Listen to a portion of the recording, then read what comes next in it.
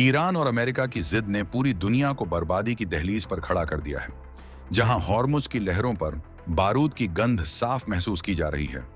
साल 2026 की ये गर्मी पूरी दुनिया के लिए सबसे भारी साबित होने वाली है, क्योंकि ईरान और अमेरिका के बीच चल रही तनातनी अब उस मोड़ पर पहुंच गई है जहां से वापसी का कोई रास्ता नहीं दिखता। पाकिस्तान में हुई दूसरे दौर की शांति वार्ता भी बुरी तरह पिट चुकी है, क्योंकि अमेरिका हॉर्मुज की नाकेबंदी हटाने को तैयार नहीं है और ईरान ने भी साफ कह दिया है कि वो पीछे नहीं हटेगा। डोनाल्ड ट्रंप ने अपनी तरफ से सीज फायर को खींचने की कोशिश तो की, लेकिन जमीनी हकीकत यह है कि महायुद्ध का सायरन किसी भी वक्त बज सकता है। इजराइल, अमेरिका और ईरान के बीच का यह त्रिकोण इतना घातक हो चुका है कि एक छोटी सी चिंगारी भी पूरी दुनिया की इकोनॉमी को खाक कर सकती है। लेकिन इस वैश्विक तनाव के बीच दुनिया के एक कोने में भारत ने कुछ ऐसा कर दिया है जिसकी गूंज पेरिस से लेकर वॉशिंगटन तक सुनाई दे रही है। जब पूरी दुनिया अपनी जान बचाने के रास्ते खोज रही है, तब भारत ने फ्रांस के साथ होने वाली अपनी सबसे बड़ी डिफेंस डील पर एक ऐसी लक्ष्मण रेखा खींच दी है जिसने फ्रांसीसी राष्ट्रपति और वहां की दिग्गज कंपनी दसॉ एविएशन के होश उड़ा दिए हैं। भारत ने साफ कह दिया है कि अगर हमारी शर्तें नहीं मानी गईं, तो 3,21,800 करोड़ की ये राफेल डील रद्दी के ढेर में डाल दी जाएगी। ये कोई छोटी मोटी धमकी नहीं है, बल्कि नए भारत का वो कड़ा संदेश है जिसने फ्रांस को दिन में तारे दिखा दिए हैं। फ्रांस को मिलने वाला ये 3.2 लाख करोड़ का झटका इतना बड़ा है कि उनकी पूरी डिफेंस इंडस्ट्री ढह सकती है। आखिर भारत ने ऐसा क्या मांग लिया कि फ्रांस के पसीने छूट रहे हैं और पूरी दुनिया इस वक्त भारत के इस जिगर की चर्चा कर रही है? इसका जवाब छिपा है एक छोटे से लेकिन बेहद पावरफुल तकनीकी शब्द में, जिसे दुनिया इंटरफेस कंट्रोल डॉक्यूमेंट यानी आईसीडी कहती है। सोचिए, आप करोड़ों की एक सुपर कार खरीदते हैं, लेकिन उस कार का बोनट खोलने की चाबी कंपनी अपने पास ही रखती है।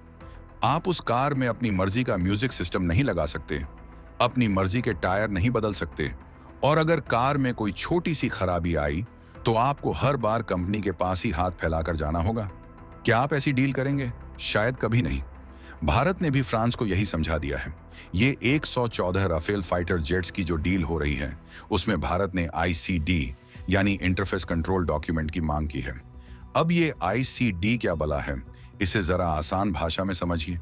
ये असल में एक डिजिटल हाथ मिलाने जैसा है, जो प्लेन के दिमाग यानी उसके मिशन कंप्यूटर और उसके नीचे लगे हथियारों के बीच तालमेल बिठाता है।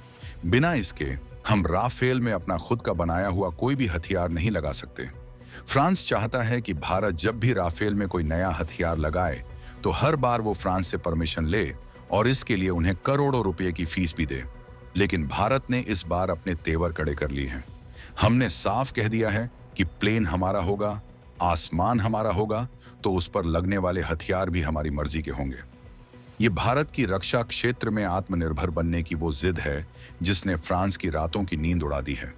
अगर भारत को ये आईसीडी मिल जाता है, तो हमारे इंजीनियर राफेल में अपनी स्वदेशी अस्त्र मिसाइल ब्रह्मोस एनजी और रुद्रम जैसे खतरनाक हथियार खुद ही फिट कर पाएंगे। हमें इसके लिए पेरिस की तरफ देखने की जरूरत नहीं होगी। ये सिर्फ एक दस्तावेज नहीं है, ये भारत की संप्रभुता और तकनीक पर हमारे हक की लड़ाई है। फ्रांस के लिए यह डील सिर्फ पैसे की बात नहीं है, ये उनकी साख का सवाल है। 3.2 लाख करोड़ रुपए की रकम इतनी बड़ी है कि इससे फ्रांस की कई पीढ़ियां तर सकती हैं। लेकिन भारत ने अपनी शर्तें पत्थर की लकीर की तरह खींच दी हैं। अगर फ्रांस ने यह चाबी हमें नहीं दी, तो भारत इस डील को लात मारने में 1 सेकंड की भी देरी नहीं करेगा। ये 2026 का भारत है, जो अपनी शर्तों पर दुनिया से व्यापार करना जानता है। पूरी दुनिया इस वक्त हैरान है कि जब ईरान अमेरिका युद्ध की वजह से तेल और गैस की कीमतें आसमान छू रही हैं, जब सप्लाई चेन टूटने की कगार पर है, तब भारत इतना बड़ा रिस्क कैसे ले सकता है? लेकिन असल में ये रिस्क नहीं, बल्कि एक सोची समझी मास्टर स्ट्रोक वाली चाल है। भारत जानता है कि आने वाले समय में अगर महायुद्ध छिड़ता है, तो हमें किसी विदेशी ताकत के भरोसे नहीं बैठना है। अगर कल को फ्रांस पर किसी का दबाव आया और उसने हमारे राफेल जेट्स के स्पेयर पार्ट्स या हथियारों की सप्लाई रोक दी, तो क्या होगा? क्या हमारे लड़ाकू विमान जमीन पर खड़े होकर तमाशा देखेंगे? नहीं, भारत ऐसा होने नहीं देगा। इसीलिए हमें आईसीडी चाहिए, ताकि हम अपने विमानों को खुद ही अपग्रेड कर सकें और उनमें अपनी ताकत भर सकें। यह तकनीकी तौर पर एक ऐसी हैंडशेक लेयर है जो विमान के मिशन कंप्यूटर को यह बताती है कि उस पर कौन सा हथियार लगा है और उसे कैसे फायर करना है। ये मालिकाना हक की वो दीवार है जिसे भारत इस बार गिराकर ही दम लेगा। पाकिस्तान के रास्ते जो शांति की उम्मीदें की जा रही थीं, उनका दम निकल चुका है। वहां जो दूसरे दौर की बातचीत हुई, उसमें कुछ भी ठोस निकलकर नहीं आया। अमेरिका अपनी जिद पर अड़ा है कि जब तक ईरान अपना परमाणु कार्यक्रम पूरी तरह बंद नहीं करता, वो हॉर्मुज से अपनी नेवी नहीं हटाएगा। वहीं ईरान का कहना है कि जब तक उनकी तेल अर्थव्यवस्था पर लगी पाबंदियां खत्म नहीं होती, वो दुनिया का गला दबाए रखेगा। इस पूरे माहौल में चीन और रूस भी अपनी चालें चल रहे हैं, लेकिन भारत ने अपनी प्राथमिकताएं बिल्कुल साफ कर दी हैं। हमें किसी के युद्ध से मतलब नहीं है, हमें मतलब है अपनी ताकत से। और वो ताकत तभी आएगी जब हमारे पास अपने हथियारों की पूरी कंट्रोलिंग पावर होगी। फ्रांस की कंपनी दसो एविएशन इस वक्त दोराहे पर खड़ी है। एक तरफ इतना बड़ा ऑर्डर है जो उनके इतिहास का सबसे बड़ा ऑर्डर हो सकता है, और दूसरी तरफ उनकी वो सीक्रेसी है जिसे वो किसी के साथ शेयर नहीं करना चाहते। लेकिन भारत ने उन्हें आईना दिखा दिया है। हमने बता दिया है कि दुनिया में और भी विकल्प मौजूद हैं। अगर राफेल नहीं तो भारत के पास अपने स्वदेशी तेजस मार्क 2 और AMCA जैसे प्रोजेक्ट्स हैं जिन्हें हम और तेजी से आगे बढ़ा सकते हैं। ये भारत की वो दहाड़ है जिसने ग्लोबल डिफेंस मार्केट में हड़कंप मचा दिया है। सोचिए, अगर भारत ने ये डील रद्द कर दी तो क्या होगा? फ्रांस की अर्थव्यवस्था को ऐसा घाव मिलेगा जिसे भरने में दशकों लग जाएंगे। वहां की फैक्ट्रियां बंद होने की कगार पर आ सकती हैं और हजारों नौकरियां जा सकती हैं। दूसरी तरफ भारत के इस फैसले से रूस और अमेरिका जैसे देश भी सतर्क हो गए हैं। उन्हें पता चल गया है कि अब भारत को ब्लैक बॉक्स तकनीक बेचकर बेवकूफ नहीं बनाया जा सकता। हम अब सिर्फ खरीदार नहीं हैं, हम अब कोड डेवलपर और साझीदार बनना चाहते हैं।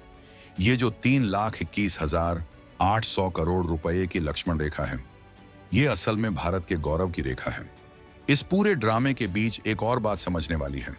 भारत की नजर सिर्फ राफेल पर नहीं है, बल्कि उस पूरे इकोसिस्टम पर है जो आने वाले 40 से 50 सालों तक हमारे आसमान की रक्षा करेगा। अगर आज हमने घुटने टेक दिए और बिना ICD के ये प्लेन ले लिए, तो अगले 50 सालों तक हमें हर छोटी चीज के लिए फ्रांस के आगे हाथ फैलाना पड़ेगा। और भारत अब किसी का पिछलग्गू बनकर नहीं रहना चाहता। हमारे वैज्ञानिकों ने दिन रात एक करके ऐसी मिसाइलें बनाई हैं जो दुनिया में सबसे बेहतरीन हैं, तो हम उन्हें अपने ही सबसे महंगे विमानों में क्यों नहीं लगा सकते? ये सवाल भारत ने फ्रांस के सामने बड़ी बेबाकी से रखा है। ईरान और अमेरिका के बीच जो हो रहा है वो एक अलग लेवल का खतरा है। होर्मुज जल मरुमध्य का बंद होना मतलब पूरी दुनिया की नब्ज का रुक जाना। अगर वहां युद्ध शुरू होता है तो भारत की ऊर्जा सुरक्षा पर भी आंच आएगी। लेकिन ऐसी मुश्किल घड़ी में भी भारत अपनी डिफेंस जरूरतों से समझौता नहीं कर रहा है। यह दिखाता है कि भारत की लीडरशिप कितनी विजनरी है। हम आज के संकट को देख रहे हैं, लेकिन हम कल की तैयारी भी कर रहे हैं। ये 114 जेट्स भारत की वायुसेना की रीढ़ बनने वाले हैं, और अगर रीढ़ ही किसी और के कंट्रोल में हो तो शरीर खड़ा कैसे रहेगा? फ्रांस इस वक्त भारत को मनाने की हर मुमकिन कोशिश कर रहा है। पर्दे के पीछे कई दौर की बातचीत चल रही है। फ्रांस के बड़े बड़े अधिकारी दिल्ली के चक्कर काट रहे हैं।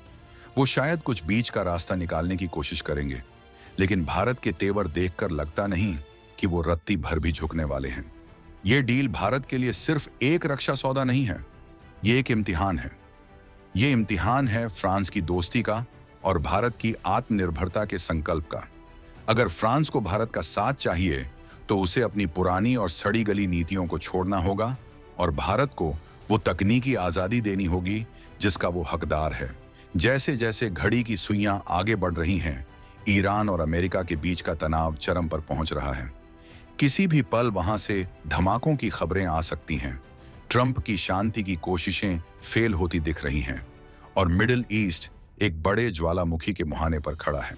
लेकिन भारत ने दुनिया को दिखा दिया है कि वो अपनी सुरक्षा के लिए किसी भी हद तक जा सकता है।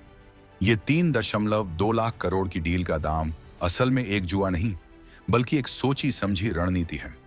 भारत ने ग्लोबल लीडर्स को यह मैसेज दे दिया है कि मेक इन इंडिया और आत्मनिर्भर भारत सिर्फ नारे नहीं हैं, बल्कि ये वो सिद्धांत हैं जिनके लिए हम दुनिया की सबसे बड़ी डील को भी ठुकरा सकते हैं। फ्रांस के लिए ये करो या मरो की स्थिति है। अगर उन्होंने भारत की बात मान ली तो वो भारत के सबसे भरोसेमंद डिफेंस पार्टनर बन जाएंगे। लेकिन अगर उन्होंने आनाकानी की तो वो न सिर्फ ये पैसा खोएंगे, बल्कि भारत जैसा एक विशाल बाजार भी उनके हाथ से हमेशा के लिए निकल जाएगा। भारत के पास अब विकल्पों की कमी नहीं है। हम अपनी शर्तों पर गेम खेलना जानते हैं। ये जो लक्ष्मण रेखा खींची गई है, इसे पार करने की हिम्मत शायद ही कोई कर पाए। पूरी दुनिया की नजरें अब भारत और फ्रांस के अगले कदम पर टिकी हैं।